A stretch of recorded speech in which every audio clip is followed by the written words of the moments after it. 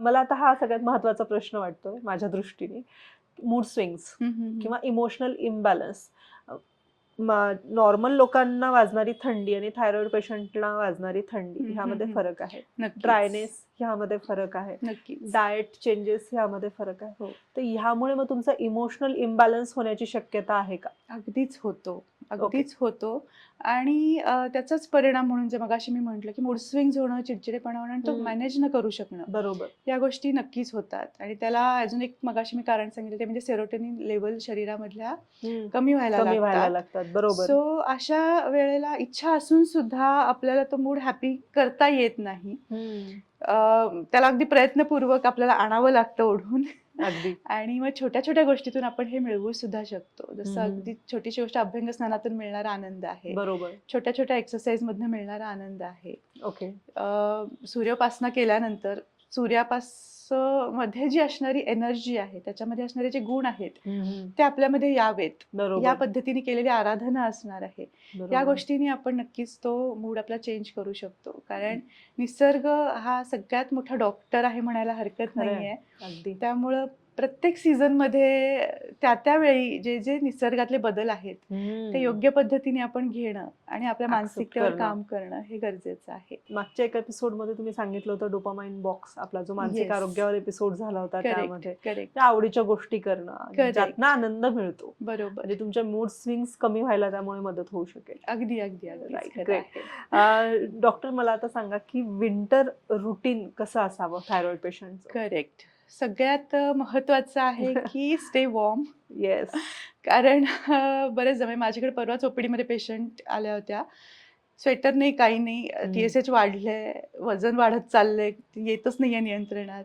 पहिला प्रश्न माझा होता, तुम्ही स्वेटर किंवा कानाला काही बांधलेलं हां, का उबदार नाही कपडे आहे? किंवा हां. की बाहेर पडलोय चला, अरे नाहीये. तुम्ही बीइंग अ थायरॉइड पेशंट तुम्ही ती काळजी घेणं गरजेचं आहे. So stay warm at any condition. मग हं. तुम्ही कपड्यांपासून तुमच्या जे डेली वेअर तुम्ही स्किनसाठी पण करत असाल, तर ते करणं गरजेचं आहे. मग मॉइश्चरायझर लावणं असेल किंवा गरम पाणी पिणं असेल, हं. गरम पदार्थ खाणं असेल, ज्या पद्धतीने आहे. जसं मी आता काही उष्ण पदार्थ आपण सांगितले, त्याच्यामध्ये अजूनही काही अद्रक म्हणजे हं. आलं आलं. म्हणूयात. हं, आलं, हं. हळद, काळी मिरी, दालचिनी यासारख्या गोष्टीतून सुद्धा आपल्याला हीट मिळते. बरोबर. सो ज्या गोष्टीतून आपल्याला ती घेता येईल, वॉर्मनेस घेता येईल, तो घेण्याचा प्रयत्न असला पाहिजे.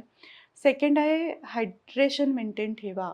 बरोबर. कारण जे ड्रायनेस आपण मगापासून म्हणतो आहे, त्याला सगळ्यात बेस्ट उपाय आहे तुमचं हायड्रेशन मेंटेन ठेवणं. बरोबर. कारण पावसाळ्यात आणि थंडीत तहान खूप कमी लागते. मग बरोबर. अशा वेळेला आपण पाणी कमी पितो हो. आणि डिहायड्रेशनमुळं सुद्धा तुमच्या थायरॉईडवरती तर परिणाम होतोच, ड्रायनेस तर वाढतंच आणि वॉर्मथ तुम्ही योग्य पद्धतीने मिळवू शकत नाही. हं. तिसरी महत्त्वाची गोष्ट आहे बॅलन्स डाएट तुम्ही हं, हं. घेतला गेला पाहिजे. काही पदार्थ आपण आत्ताही बोललो, जसं की हो. ते शरीराला तुम्हाला हीट देणार आहेत. बरोबर. त्याचबरोबर आयोडीन रिच फूड थोडंसं आपल्या आहारामध्ये ॲड करणं गरजेचं आहे. आयोडीनच असं नाही, सगळेच न्यूट्रिशनल घटक ज्याच्यामध्ये मिळतात, असे जसं हिवाळ्यात मिळणाऱ्या ताज्या हो. पालेभाज्या सुंदर मिळतात, त्या आपल्याला ॲड करायच्या आहेत. वेगवेगळी धान्य, हो. होल ग्रेन जनरली आपण म्हणतो. मग खपली गहू असेल, हो. ज्वारी असेल, पर्टिक्युलरली बाजरी आवर्जून घ्यावी हो. थंडीच्या थंडीच्या दिवसामध्ये. दिवसात. बरोबर. तीळ सगळ्यात बेस्ट आहे. सो तीळ लावून हो. केलेली बाजरीची भाकरी असेल, तिळाची चटणी असेल, शेंगदाण्याची चटणी असेल, या गोष्टी आपल्या आहारामध्ये वापरायच्या आहेत. वेगवेगळे सीड्स आपल्या आहारामध्ये घ्यायचे आहेत. पर्टिक्युलरली सनफ्लॉवर सीड्स आहेत किंवा हं. पंपकिन सीड्स आहेत, बरोबर. जे आपल्या शरीरामध्ये मॅग्नेशियम, झिंक याची कमी पूर्ण करतील. ओमेगा 3 मग त्याच्यामध्ये फ्लॅक्स सीड्स किंवा हं. जवस आपण म्हणतो, ते हो. आपण आहारामध्ये ॲड करणं गरजेचं आहे. या ओके. सगळ्या सीड्समधनं ना स्निग्धता पण मिळते आपल्याला, बरोबर. जी थंडीच्या दिवसामध्ये आवश्यक असते. गरजेची आहे खरंच. सो फक्त उष्णच नाही, तर ते हं. स्निग्धही असे पदार्थ बरोबर. आपल्या आहारामध्ये ॲड करत जाणं गरजेचं आहे. हं, हं. आणि चौथी सगळ्यात महत्त्वाची गोष्ट आहे, सिम्प्टम्स काही वर्सन जाणवत असतील, तर आपल्या डॉक्टरांचा सल्ला नक्कीच घ्यायचा आहे. बरोबर. आणि अजून एक महत्त्वाची गोष्ट आहे, ती म्हणजे स्लीप. तुमचे स्लीप सायकल जे आहे ते योग्य पद्धतीने मेंटेन मेंटेन ठेवा. होणं गरजेचे आहे. कारण थंडीच्या दिवसात योग्य प्रमाणात झोप घेणं हेही तितकंच आवश्यक आहे. बरोबर. त्यामुळे किमान एक 7 तासाची झोप तुम्हाला व्यवस्थित मिळेल याची काळजी घ्या. जनरली दुपारी झोपलं जातं थंडीच्या दिवसात, हो. की छान जेवण झालेलं असतं, हो. मस्त पांघरून, जसं दुलईचं उदाहरण दिलं तू, की पांघरून घेऊन झोपून टाकावंसं वाटतं, पण ते टाळायचंय आपल्याला. ओके. रात्रीची झोप आपली व्यवस्थित होणं आवश्यक आहे. तुमचं थायरॉइड फंक्शन नॉर्मल राहण्यासाठी सुद्धा, ॲसिडिटी कमी होण्यासाठी सुद्धा. ओके. सो ती स्लीप सायकल आपल्याला मेंटेन ठेवायची आहे. दुपारची झोप कटाक्षाने टाळायची आहे. पॉवर नॅप, तुम्ही ऑफिसमध्ये असाल तर एक 5 मिनिटाची पॉवर Power नॅप nap. घ्या, हम्म. किंवा घरी असाल तर एक 15 ते 20 मिनिटाची वामकुक्षी घ्या. ओके.